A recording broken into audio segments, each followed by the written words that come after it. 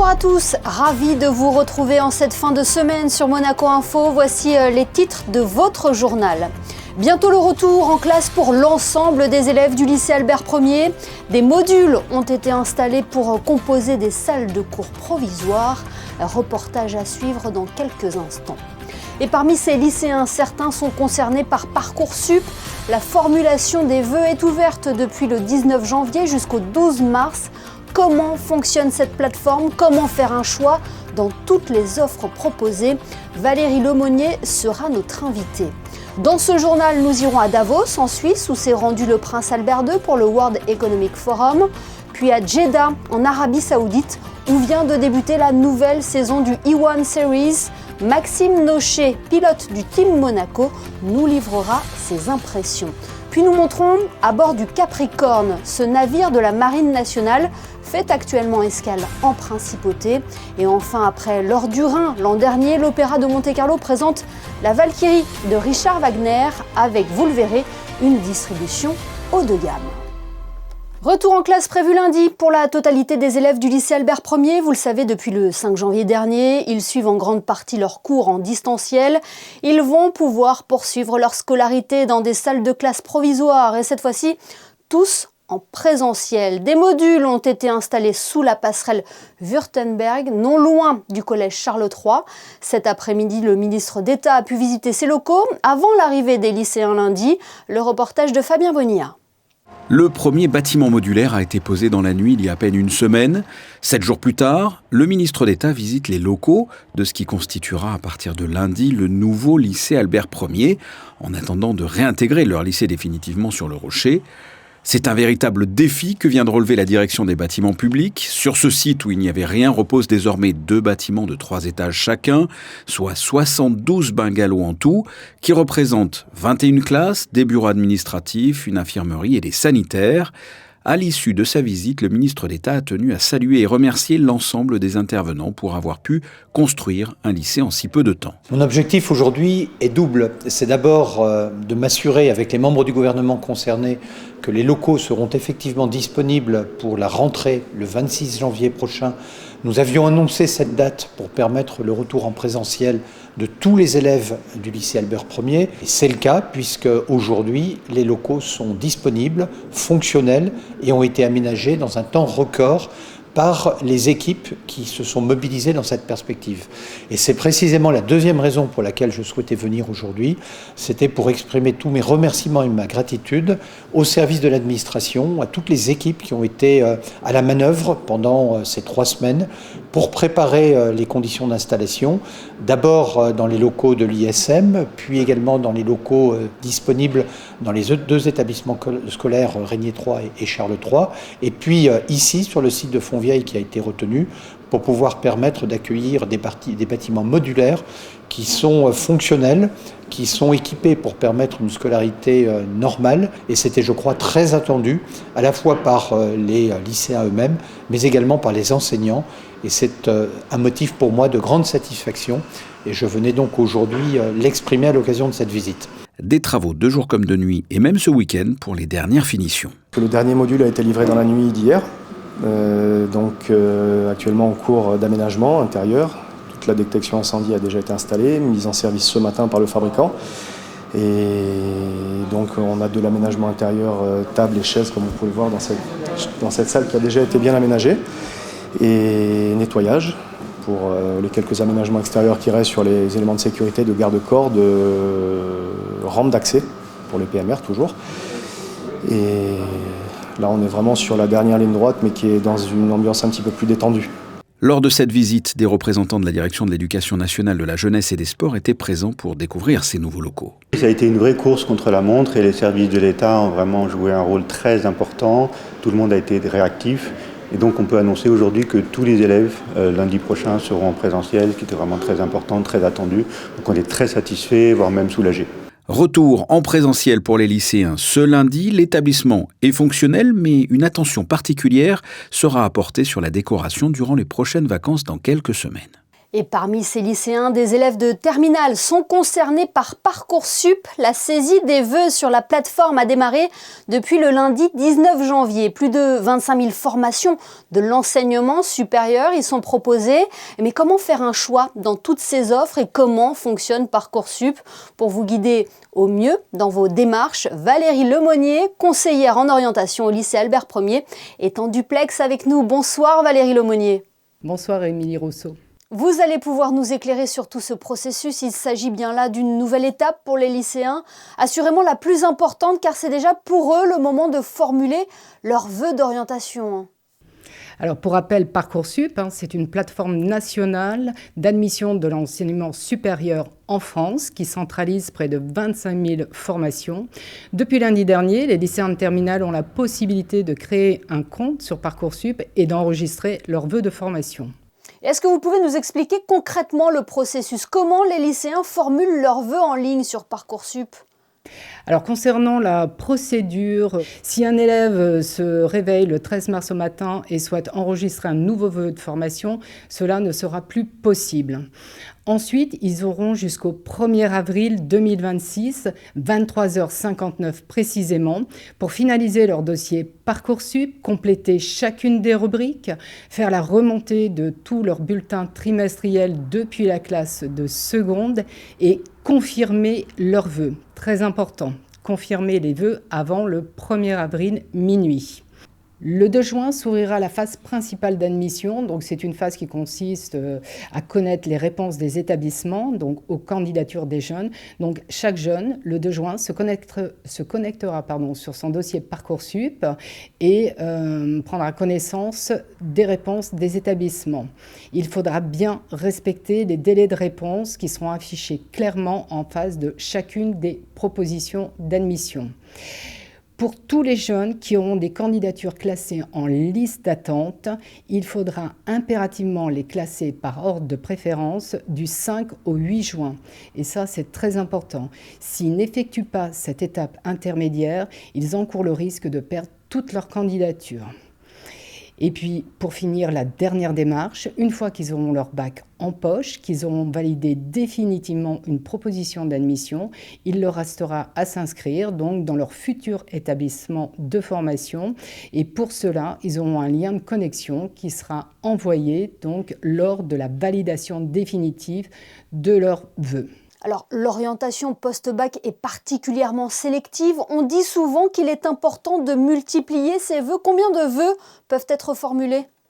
Donc, le lycéen a la possibilité de formuler 10 vœux en formation initiale, 10 vœux en formation par apprentissage et également possibilité de formuler jusqu'à 20 sous-vœux.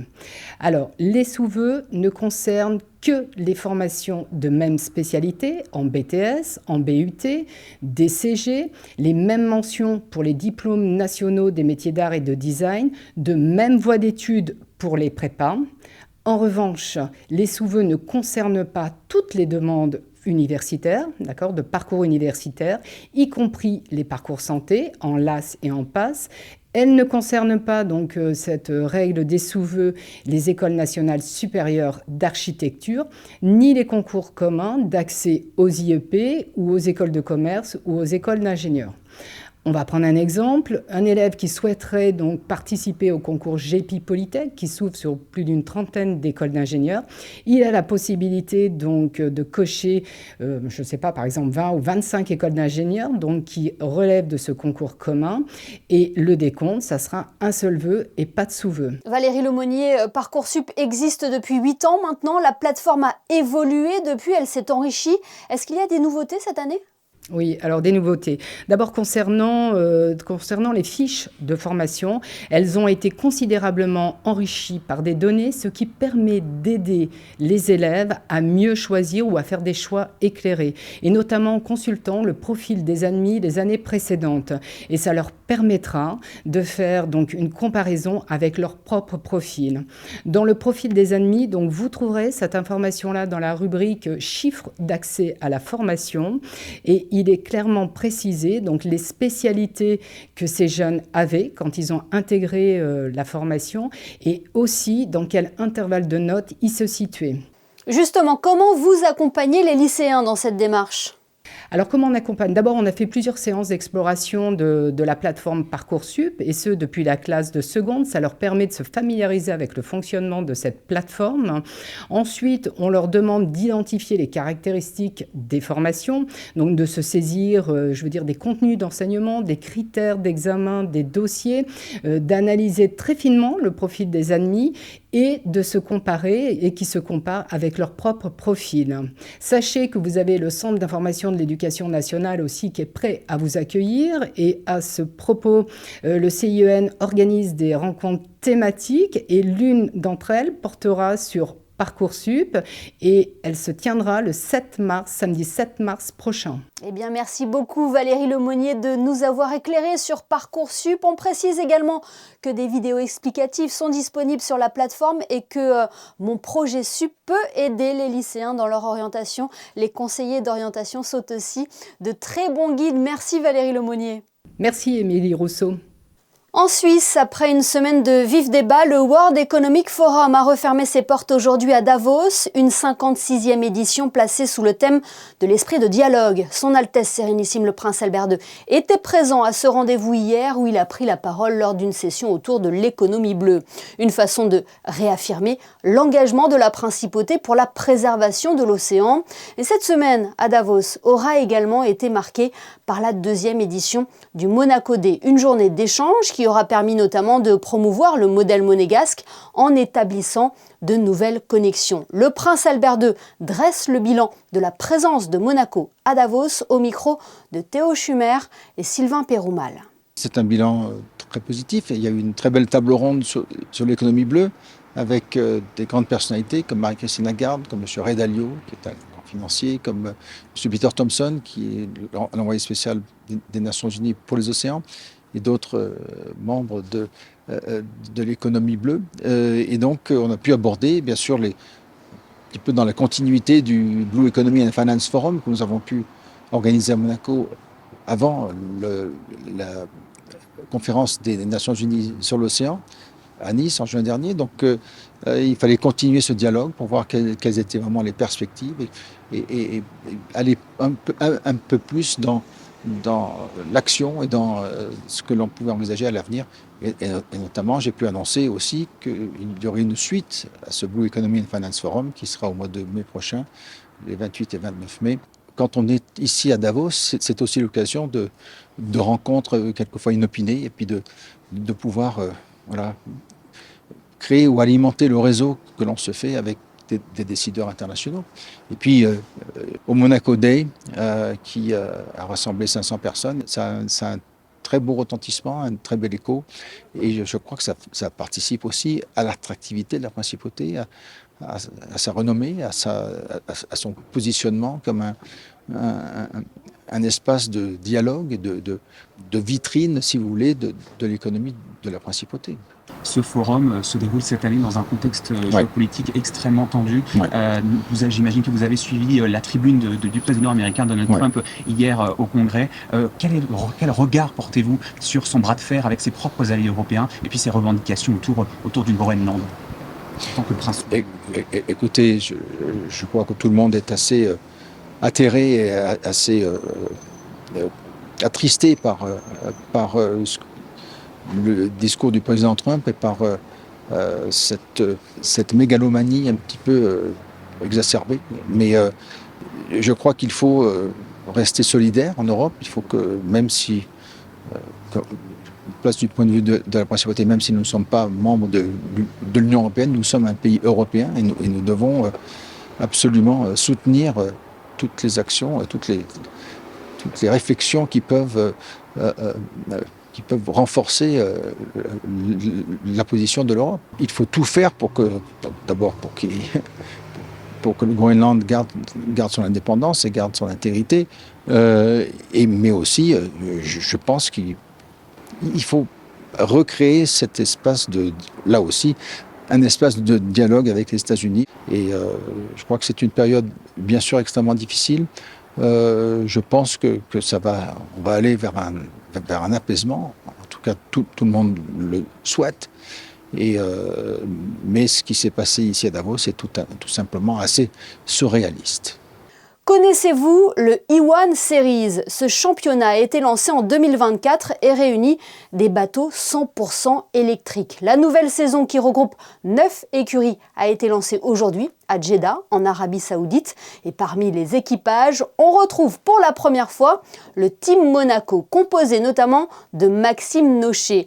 11 fois champion du monde de catchfoil, il se lance dans une nouvelle aventure et est avec nous depuis Jeddah. Bonsoir Maxime Nocher, vous avez donc fait vos débuts en E1 Series aujourd'hui. Comment qualifier ce championnat et qu'est-ce qui le rend différent comparé à d'autres compétitions? C'est la première fois qu'on fait ce championnat, ça fait 2 ans que ça existe. C'est quelque chose qui est 100% électrique sur foil. Moi j'ai fait ma carrière sur les foils olympiques. Et là, c'est cool de revenir sur ce support volant et qui prône l'écologie. Alors avec Oban Duncan, vous êtes donc l'un des pilotes de ce Team Monaco. Quelles sont vos ambitions cette saison et qu'est-ce que cela représente pour vous de faire partie de cette aventure? C'est vrai que Team Monaco, c'est un team qui vient juste de commencer. On est tout nouveau bateau, nouveau setting. Là, c'est la première fois qu'on est ici à Jeddah. Le but, c'est de trouver des bonnes sensations, de régler le bateau. À chaque session, on arrive à aller plus vite. C'est super positif. Et voilà. Par rapport aux autres teams qui ont 2 ans d'expérience, c'est vrai que c'est un peu dur, mais on s'accroche et on tient. Maxime, la nouvelle saison de ce championnat a donc été lancée à Jeddah. Quelle est l'atmosphère sur place et comment décrire le cadre de ce premier week-end de course? C'est super d'être ici. C'est vrai que la venue est vraiment géniale. L'Ocean Club pour les VIP est énorme. Il y a beaucoup de fans et on est vraiment tous contents d'être ici. C'est vrai qu'avec le team, on s'est connus. Il y a une semaine, personne ne se connaissait. Il y a 20 personnes qui arrivent ici au milieu de nulle part. Mais au final, tout le monde s'entend très bien. Une bonne atmosphère et on est prêt à donner le maximum. Eh bien, merci beaucoup Maxime Nocher. On suivra bien évidemment vos résultats de près. Thank you. C'est un tout autre bolide qui a été présenté officiellement aujourd'hui. Ferrari a dévoilé sa nouvelle monoplace. Elle est la première d'un nouveau cycle réglementaire, une nouvelle ère technique pour la Formule 1 et Ferrari. La SF26 effectuera plusieurs tours de piste dès lundi prochain à Barcelone où se tiendra la toute première session d'essais hivernaux en compagnie des autres écuries. En basket, la Roca Team s'est inclinée face au Real Madrid en Euroleague hier, 90-78. Après une première mi-temps à oublier, les Monégasques n'auront pas été à la hauteur de ce choc de haut de tableau. Terry Tarpey, l'ailier de la Roca Team, a confié en fin de rencontre qu'il a manqué beaucoup de choses. C'est un mauvais match, a-t-il ajouté. Nous avons de grands objectifs pour la fin de saison. Il va falloir montrer un autre visage. Fin de citation. Eux aussi doivent montrer un tout autre visage sur le terrain. Les joueurs de Sébastien Pocognoli se déplacent au Havre ce samedi pour le compte de la 19e journée de Ligue 1. Ils restent sur une série de 7 défaites en 8 matchs en championnat. Et après la lourde défaite face au Real Madrid en Ligue des Champions, une réunion de crise a eu lieu après la rencontre à Madrid. L'entraîneur monégasque a réagi en conférence de presse aujourd'hui avant d'aborder ce match face au Havre. Il y avait une bienveillance dans ce meeting de stimuler tout le monde, d'être bien sûr clairvoyant sur la situation, mais surtout pas de réveiller, mais de continuer à faire plus, de travailler dans chaque détail un peu plus, et de persévérer, de certainement amener encore plus de rigueur, que ce soit dans tous les départements. Donc ça, c'est d'avoir une prise de conscience générale, même si je pense qu'elle est bien présente, mais aussi de la combiner à un esprit positif, parce que souvent quand ça va mal, on peut aussi tourner le dos à certaines choses et on doit faire en sorte, surtout maintenant, que ça ne se passe pas. D'où certainement ma communication positive qui peut être perçue par moment, je pense qu'elle a été très mal perçue après le dernier match. Ma communication est justement dans le sens où il faut avoir confiance, continuer, fixer les problèmes qui sont bien présents.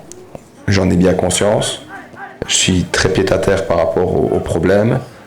Et moi-même, je me remets en question après chaque match, chaque entraînement et chaque semaine. Parce qu'on est dans un contexte où il va falloir avoir une réaction très rapide.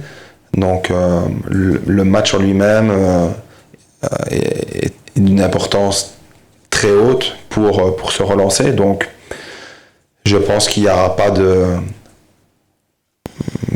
laxisme par rapport à la manière à laquelle on va aborder le match. Le Havre-Monaco, c'est ce samedi à 19h. Nous vous emmenons à bord d'un navire bien particulier qui fait escale actuellement en principauté. Le Capricorne est un chasseur de mines et avec ses 51 mètres de long, il ne passe pas inaperçu. Le prince Albert II a pu visiter ce vendredi ce bâtiment de la Marine nationale. Le reportage de Chrisinda Petit-Homel et Alexa Vial. Il s'agit de la première escale de la Marine nationale française en principauté cette année, une visite qui s'inscrit dans une année hautement symbolique marquant les 400 ans de la création de la Marine française. Accueilli par le capitaine, le prince souverain est monté à bord du navire Le Capricorne où il a reçu les honneurs et découvert ses équipements, dont un caisson hyperbare et des mini-drones sous-marins PAP. Long de 51 mètres, ce chasseur de mines tripartite compte 51 marins et est dédié à la sécurisation des espaces maritimes. Nous sommes constitués d'un équipage avec des plongeurs démineurs qui sont spécialisés dans le domaine du déminage. Puis ensuite, on rencontre également à bord l'ensemble des métiers qui peuvent exister, parce qu'on a besoin de mécaniciens, on a besoin de gens qui savent faire naviguer le bateau, des télécommunications, la cuisine bien évidemment. Donc on est une petite société au sein de ce bateau. Les missions que nous faisons sont la mission de déminage bien évidemment, la sécurisation du milieu maritime, la totalité des missions que peuvent faire l'ensemble des bateaux de la Marine nationale, de la coopération bien évidemment, notamment de la coopération que l'on réalisera lors de cette escale avec la police monégasque, avec un échange de procédés, de process qui seront effectués sur l'épave, le Toulonnais, qui se trouve devant le musée océanographique. À travers cette visite, le souverain a salué le savoir-faire et l'engagement de l'équipage au service de la sécurité maritime, avec une émotion particulière liée à son service militaire effectué au sein de la Marine française. J'avais déjà été sur des chasseurs de mines, mais c'est vrai que c'est des bâtiments qui sont très différents de ceux sur lesquels j'avais navigué lors de mon stage dans la Marine nationale, il y a bien longtemps maintenant, mais voilà, c'est toujours une belle découverte, une belle redécouverte, et surtout en cette année de 2026 qui marque le 400e anniversaire de l'édit d'octobre 1626 qui officialisait la Marine nationale française. Le Capricorne est donc le premier bâtiment de la Marine nationale à venir visiter Monaco à l'occasion de ce 400e anniversaire. Donc c'était une belle façon de le commémorer avec eux. Lundi, vous l'aurez donc compris, l'équipage du navire Le Capricorne rencontrera la police maritime monégasque pour une plongée sur l'épave du Toulonnais, une escale illustrant ainsi une nouvelle fois les liens étroits entre la principauté de Monaco et la France, notamment dans le domaine naval et militaire. Voilà pour la visite du Capricorne. Focus à présent sur un accord qui célèbre cette année ses 50 ans. L'accord Ramoge est un traité qui a la particularité d'associer la France, l'Italie et Monaco pour une mission commune, préserver la biodiversité et lutter contre les pollutions marines. Jeudi, les délégations des 3 pays se sont retrouvées au ministère d'État pour une nouvelle réunion de la commission. Les détails de Sarah Inkari et Camille Caloni. Une 58e réunion de la Commission à Monaco, mais menée par l'Italie, car c'est elle qui assure la présidence de l'accord pour la période 2025-2026. Per l'Italia è un onore rappresentare un accordo che ha una valenza strategica per il Tirreno, per l'Alto Tirreno, proprio perché rappresenta l'accordo uno dei principali e più riusciti esempi di cooperazione tra 3 paesi, quali il Principato di Monaco, la Francia e l'Italia, attraverso il quale è stato possibile costruire un sistema stabile e efficace di protezione del mare e delle coste in un'area che risulta essere tra le più sensibili e frequentate. Parmi les temps forts à venir, le 50e anniversaire de l'accord. Des initiatives sont en cours d'organisation. Parmi elles, un exercice d'envergure prévu à Monaco au mois de juin. Cet exercice qui s'appelle Ramosh-Pol est un outil opérationnel des accords Ramosh qui permet aux 3 États limitrophes, Italie, France et Monaco, de travailler ensemble lors d'une pollution. Donc, par exemple, une pollution intervient dans un pays qui sent que la pollution va prendre de l'ampleur et risque de déborder sur l'autre pays et donc sollicite les 2 autres États à apporter leur concours matériel et opérationnel pour lutter contre cette pollution. Depuis 50 ans, Ramosh, c'est des actions concrètes menées sur le terrain pour lutter contre la pollution marine, mais aussi et surtout un vaste travail de sensibilisation du public, car c'est bien collectivement que la protection de la Grande Bleue peut s'organiser. Aujourd'hui, Santé publique France révèle qu'1 enfant sur 6 en primaire est victime d'harcèlement scolaire. Un chiffre alarmant qui préoccupe la principauté et qui ne touche pas malheureusement que les écoles. Dans le cadre de son plan santé mentale lancé en 2022, le gouvernement princier a organisé une journée de formation au lycée Régnier 3 qui concernait les élèves mais aussi le personnel de direction des établissements scolaires. Le reportage de Christina Petit-Homel et Thomas Deus. Cette formation s'inscrit dans le programme phare, un dispositif national de lutte contre le harcèlement scolaire déjà déployé à Monaco, qui repose sur le repérage, le signalement et le traitement des situations à risque afin de garantir un climat scolaire serein et protecteur. Dès la matinée, des élèves délégués venus des établissements du secondaire de la Principauté ont été accueillis au lycée Régnier 3 pour participer à cette rencontre. Sensibilisation, échange et prise de parole. L'objectif, permettre aux élèves de mieux identifier les situations de harcèlement et de devenir acteurs de la prévention au sein de leur établissement. Aux élèves, le message, c'est véritablement de rompre l'isolement. C'est vrai qu'un élève qui voit peut-être quelquefois un autre élève isolé, qui voit un autre élève triste, qui voit un autre élève un petit peu bousculé, brimé, insulté. Déjà de faire alliance, d'aller simplement s'asseoir à la cantine à côté, d'aller simplement soutenir, même si quelquefois les élèves ne se sentent pas en capacité d'aller parler à un adulte. Le premier message, c'est de rompre l'isolement. Ça déjà, je pense que ça peut faire pousser les ailes. Quant aux adultes, c'est ne pas minimiser les signaux faibles et sur ce qu'on appelle les signaux faibles, mais qui ne sont pas si faibles que ça. Et c'est surtout de se sentir concerné. L'après-midi, après les élèves, ce sont les chefs d'établissement et les responsables éducatifs qui ont été formés. Une étape essentielle pour renforcer les protocoles existants, coordonner les équipes et mieux accompagner les élèves victimes de harcèlement. On n'est pas plus protégé qu'ailleurs. Pour les chiffres, l'année scolaire précédente, nous avons eu 36 cas de harcèlement avérés. Et donc, dans chaque établissement, il y a un protocole de prévention, surtout. Tous les élèves ont entendu parler de harcèlement. Il y a des manifestations faites pour la prévention. Là, cette fois-ci, on forme les élèves et les adultes à la lutte contre le harcèlement. C'est-à-dire qu'il y a un programme, donc le programme phare, qui est un programme national en France. C'est un programme de lutte contre le harcèlement, ce qui est assez rassurant finalement, parce que qui dit programme dit qu'il y a des techniques, des méthodes, des stratégies pour lutter contre le harcèlement. Et donc on va leur donner ces outils pour pouvoir réagir. Donc il s'agit d'identifier, de signaler en bonne et due forme et de traiter les cas de harcèlement de manière efficiente. En Principauté, plusieurs enfants sont donc aujourd'hui concernés par ces situations. Cette mobilisation conjointe des élèves et des adultes marque ainsi une avancée majeure dans la prévention du harcèlement scolaire et rappelle que la lutte passe avant tout par l'écoute, la formation et l'action collective. Parlons à présent du projet ambitieux de l'Opéra de Monte-Carlo. Il s'est engagé l'an dernier à donner en 4 ans les opéras de la tétralogie de Wagner. C'est donc la Valkyrie qui est présentée sur scène à partir de ce soir. Un drame lyrique en 3 actes avec une distribution de classe internationale. José Sacré vous en dit plus.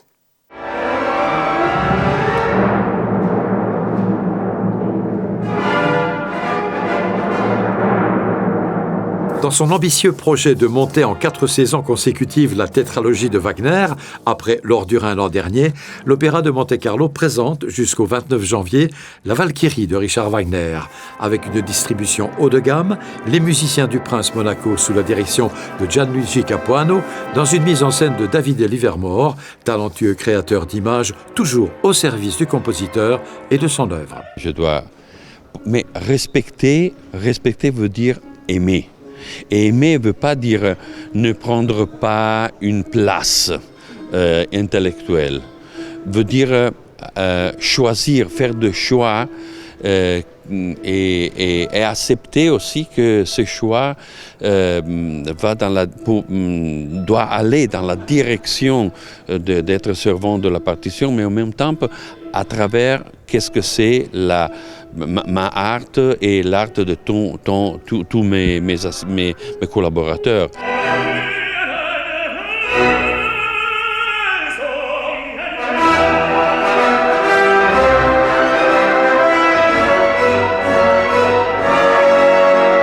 Nous voulons prendre l'œuvre, nous voulons redonner la vie à cette œuvre, aussi merci à une vision et une lecture musicale exceptionnelle de Maestro Capuano.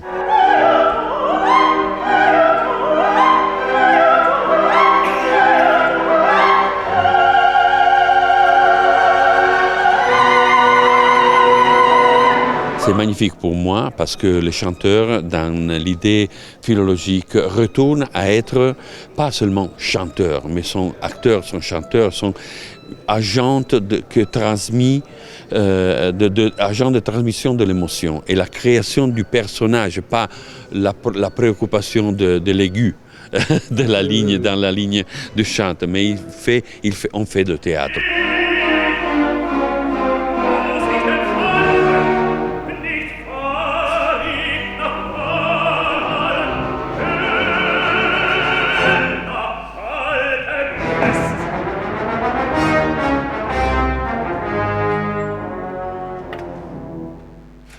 Une dernière information avant de refermer ce journal, le casino de Monte-Carlo et le casino du Café de Paris distingués à Barcelone. Les 2 établissements de jeu de la Société des Bains de Mer ont reçu le prix du Best Overall Casino, la plus haute distinction des European Casino Awards. Ainsi s'achève cette édition. Merci de nous avoir suivis. Dans un instant, la météo de Christina Petit-Homel qui nous dévoilera les prévisions, notamment pour la super spéciale du Rallye Monte-Carlo qui sera à suivre en direct sur Monaco Info à partir de 18h30. On se retrouve juste après pour votre après-JT.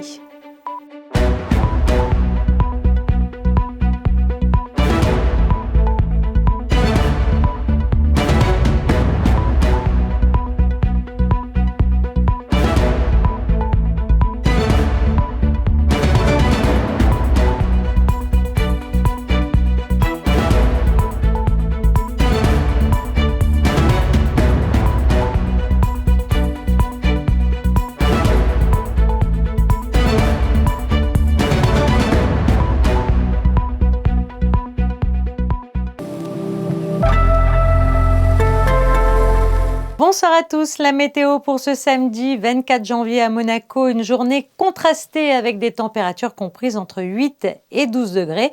Le matin sera plutôt lumineux avec de belles éclaircies. En revanche, le ciel se chargera à l'après-midi, laissant place à davantage de nuages et un risque de pluie en fin de journée. Et puis sinon, demain, nous fêterons les François. À ce sujet, une citation de Saint François de Sales, « Rien n'est si fort qu'une douceur patiente », une pensée qui colle bien à cette météo de janvier calme mais plutôt changeante.